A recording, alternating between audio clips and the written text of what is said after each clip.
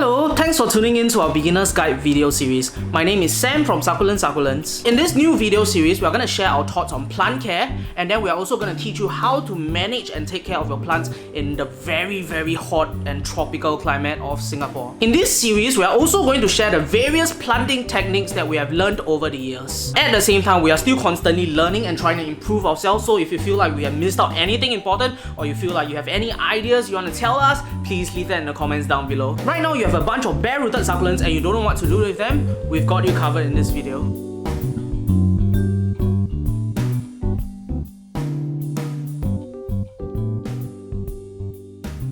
Learning how to pot succulents properly in your pot is one of the most important skills for various reasons. So what kind of reasons, you might ask? Okay, let me set the scene for you. Imagine you're a very loving grandchild and you like to pot a plant for your akong. What do you think will happen if you didn't plant it properly? Akong, happy birthday, lai, I give you succulent. You plant for me Akong very old already You sure you got plant properly or not? Akong very weak What? Singing na, never plant properly Here's another example. Imagine you're a very loving husband who painstakingly potted his plant in order to surprise your wife for your wedding anniversary. But then on the way to your dinner, the MRT break down. Shit. What do you think will happen? Hey dear, for our 10th anniversary, I got you a teddy bear. Oh my god, thank you so much. You see, it's so sweet. Yeah, this one my favorite teddy bear. Yeah, so what's that in the other bag? Is that a present for me also? Oh yeah, I forgot. I also got you your favorite succulent.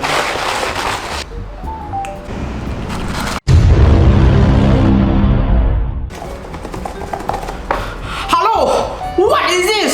We married for how many years already? You still don't know what I like, is it? Huh? You never died before, is it? Huh? Never died before, is it?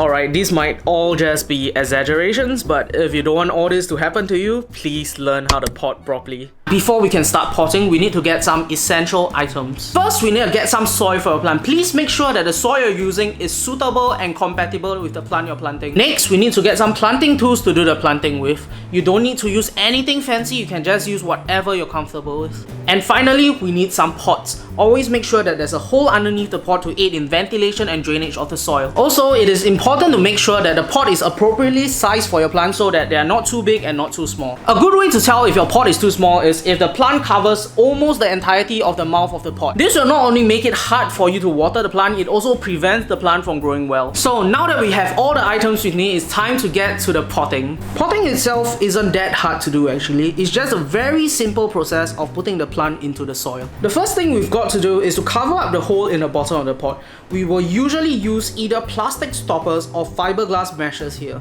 But at the same time, just make sure it's a very thin layer so that the hole will not be covered up entirely. Right after the hole is covered, we can then put the potting medium directly into the pot. Depending on the type of plants you have and the size of the pot, we will sometimes place some expanded clay pellets or lacquer stones or some gravel in the bottom.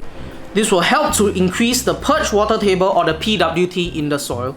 So if your pot is very tall or if your plant has very short and stubby roots, it is usually a good idea to put some gravel or stones in the bottom. Okay, so the first plant we got here has a little bit of a stem, so we have to dig a little hole into the soil, stick the stem inside and lightly bury the stem with more soil. You can make sure that the soil around the stem is snug and fit by pushing the soil towards the stem. Once the plant is planted, you can then place some pebbles and rocks on the surface of the soil.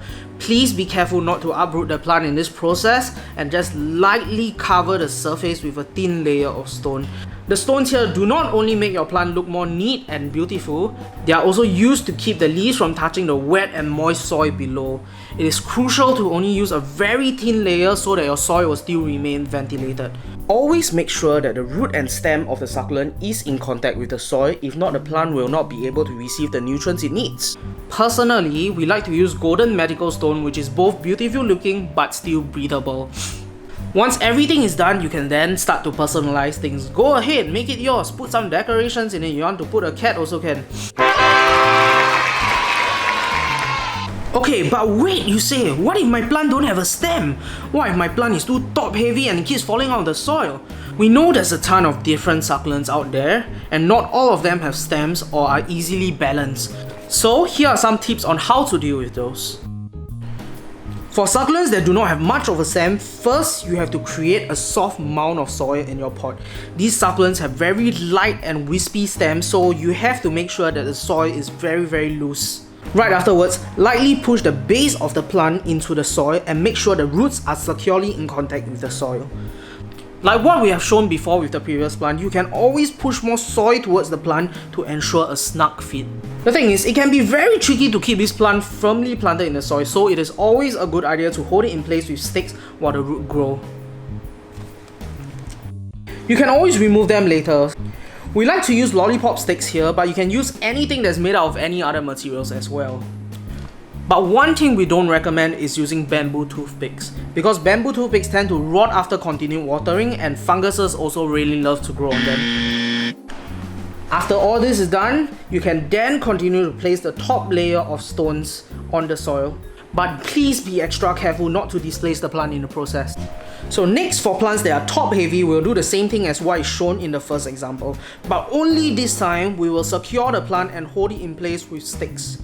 You can use lollipop sticks again. Make sure that the sticks this time are really close to the stem and are placed deeply into the soil so that the plant will be able to stand up straight. Over a couple of months, the roots will start to grow and the plant will soon be able to support itself. In some situations, you might find that the root of the succulents you're trying to plant might be too long, or if they are very soft and fragile and might look like it's gonna break off any moment, this is what we'll recommend. First, you have to fill the pot partway with soil, then using one hand, hold the plant steady, use your other hand and your tools to fill the bottom and the surrounding root area with soil. If you're not really confident in holding the plant steady and you keep dropping the plant into the pot, one thing we'll recommend is tying rubber bands on the surface of the pot and using that to hold the plant while you fill in the roots with soil. But then again, practice makes perfect. We strongly recommend everyone to try holding the plant instead of using rubber bands, as this will make the process much faster and much cleaner. If your plant is overly large, it might be a good idea to have someone else help you hold the plant while you fill the bottom up with soil and other rocks. Don't be afraid to ask for help. It can be a chance for you, your family and your loved ones to bond over this special hobby. Like always, once all the steps are done, you can go ahead and decorate them. Go ahead, you can put some figurines, make it beautiful, put some decoration, make it fit your living room aesthetic. Or you can just don't put anything and go for the minimalistic and neat look as well.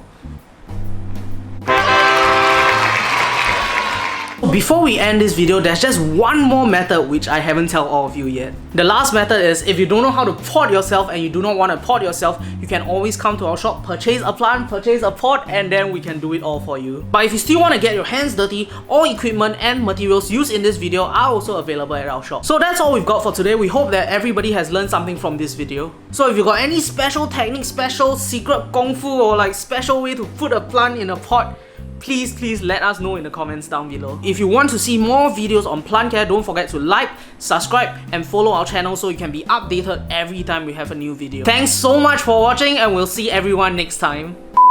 Hello! What is it? Never die before. Actually, this one is not MRT stick. I don't have the MRT pole.